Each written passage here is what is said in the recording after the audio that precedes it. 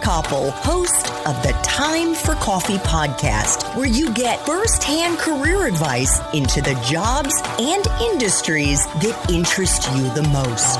And before we start today's show, I have a quick favor to ask you. If you haven't already, I'd be incredibly grateful if you give us a rating and a review on iTunes. And if you're like me, you need to do it now because you'll forget later and because it's the best way to help others who may be in search of career advice to find this free resource. So press pause if you haven't done it and do it right now. I'll wait. Thanks so much and enjoy today's show. Hey there, Java Junkies. Welcome to another K-Cup mini episode of Time for Coffee. By the way, K-Cups come in 3 sizes, single, double, and triple shots, or roughly 1 minute, 5 minutes, or 10 minutes in length. So if you don't have time to throw back an entire caffeinated career conversation, these K-Cup mini episodes of T4C can give you a quick caffeinated fix, whether you're on the go or you only have a few minutes to binge. So grab your mug and take a chug, because it's time for a caffeinated career triple shot K-Cup with my guest, Dominic Vogel. Dominic, welcome to Time for Coffee. Are you still caffeinated on your tea and ready to go? You bet. I'm all amped up. Fantastic. Well, as I said, it is early August 2021. I am on the East Coast of the U.S. You are in North America, but up in the beautiful British Columbia of Western Canada. How is the weather now in BC? It's been a lovely summer. This is the time of year that we wait for all year, so I am happy you're catching me on a very good day. Oh, wonderful. So do you live in the city or are you out in the burbs? So we live about 35 minutes east of Vancouver. Oh, God. I have to tell you, Vancouver is one of my all-time favorite cities. Spectacular. I know I'm biased because I grew up here, but I'm very thankful to have grown up here and live here and have my kids grow up here. It is pretty special.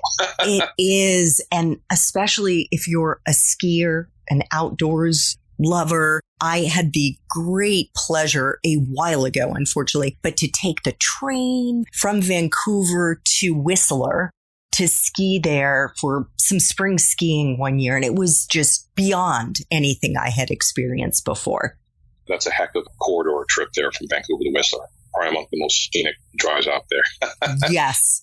Well, let's leave the scenic outdoors and move into the world of cybersecurity that exists out there in the ether. And, you know, Dom, we hear so much about the importance of cybersecurity nowadays. And I, for one, I know it's hard to pick up the paper any day or look at it online without seeing a news report about cyber attacks. And I read on your company's website that cyber attacks are happening now at an unprecedented rate, and that there had been, you used the number 300% increase in cyber crime since the pandemic started in early 2020. How can that be?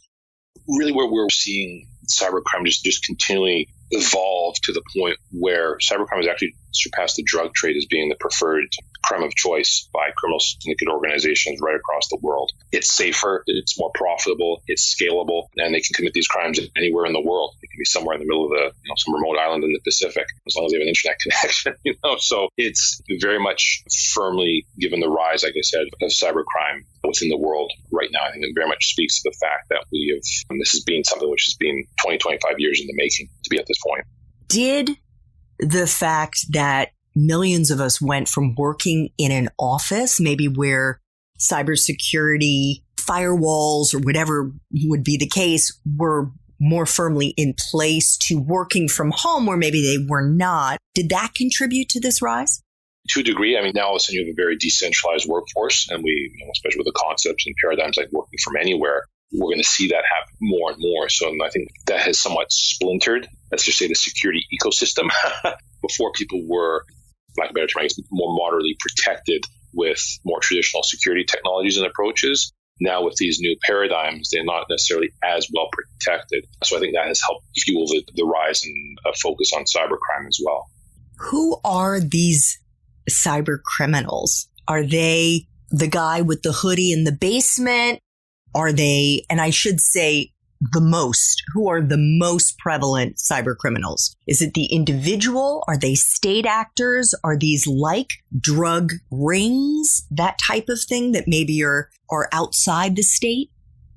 There are nation-state actors at every state, whether that be on the quote-unquote good side, whether that be the U.S., Western Europe, what have you. I mean, they are state actors as well, but even nefarious sides, whether that be Russia, Iran, North Korea, China, right? At the nation-state level, they are investing in, I'd say, performing more along the lines of cyber espionage. It's not quite cyber crime. But let's say from a private sector perspective, every single criminal syndicate organization and a massive criminal syndicate organizations throughout the world, right? North America, South America, Europe, anywhere where there are people, criminal organizations exist, right? And that's been true since the days of ancient Egypt, right? That's nothing new there per se. What is new, though, is that there's a new venue for committing crimes, and these criminal syndicate organizations see the opportunity in that, and they've invested heavily in being able to commit these scalable crimes throughout the world. How would you describe cyber attacks? What does a cyber attack look like? It means different things and can mean different things to different people. Some of the more common cyber attacks, I'll just run through some of the more common scenarios right now. So one is a data breach. So that's where sensitive information, sensitive data, whether it be sensitive business information or client or customer data, is stolen. And if it's stolen, that means then as an organization, you may need to declare a privacy breach, a security breach. You may be slapped with regulatory fines. You may be hit with a class action lawsuit by your shareholders or your employees for not properly protecting your data. So that's one particular example of a cyber attack. Another one could be what's referred to as ransomware. Ransomware is where your IT systems and your data are held for ransom. It's basically almost like the kidnapping of the 21st century. Right? They've kidnapped your key systems and IT and business systems and data. In order to regain access to that, you have to pay a ransom. Ransomware is probably it's almost like a digital wildfire. It's just running rampant in small and mid-sized organizations throughout the world. So that's another example of a very common cyber attack that we're seeing right now. Wow, that is fascinating. I also read on your website, and we touched on this in the Espresso Shots episode that we just finished recording. And by the way, check out show notes for this episode to see if Dominic's Espresso Shots episode dropped. That's the one where we get into how you can break into this industry if you're interested. But you say on your website, Dom, that 43% of cyber attacks are actually targeting small organizations, not the big ones, and that 60% of small businesses won't recover from these attacks, don't recover from these attacks, and end up going out of business after about 6 months. Why is that? It speaks to the level of unpreparedness at the small and mid-sized business level. Most enterprises and let's say Fortune 500 companies are very well prepared to deal with cyber risk and have fairly extensive cybersecurity capabilities. It's because they've been a target for many more years than the small and mid-sized businesses. It's only been within the past 10 years or so where small and mid-sized businesses have, as they become increasingly more online, more digitized, undergone digital transformation, did they come to the forefront. And now all of a sudden, cyber criminals are realizing that there's a whole bunch of small and mid-sized organizations that they can basically digitally break into at a fraction of the cost compared to breaking into a enterprise organization and still be able to reap the same rewards. I think about it almost like if you're a car thief and you're looking in a crowded parking lot. Sure, there's going to be the supercars like the Ferraris and what have you that you could break into, but they are all under lock and key and have state-of-the-art security systems to prevent them from being stolen. But there's a ton of other cars which may not be as fancy, but can still provide some value on the black market if they're stolen. And they're not; these cars likely don't even have their doors locked. Right. So that's sort of the analogy that I give with where we are right now, where small and mid-sized businesses, cyber criminals are just chomping at the bit because they provide incredible value from a theft perspective. And they're not, like I said, they're not very well protected or secured. And that's usually because in terms of the value, because of the ransomware,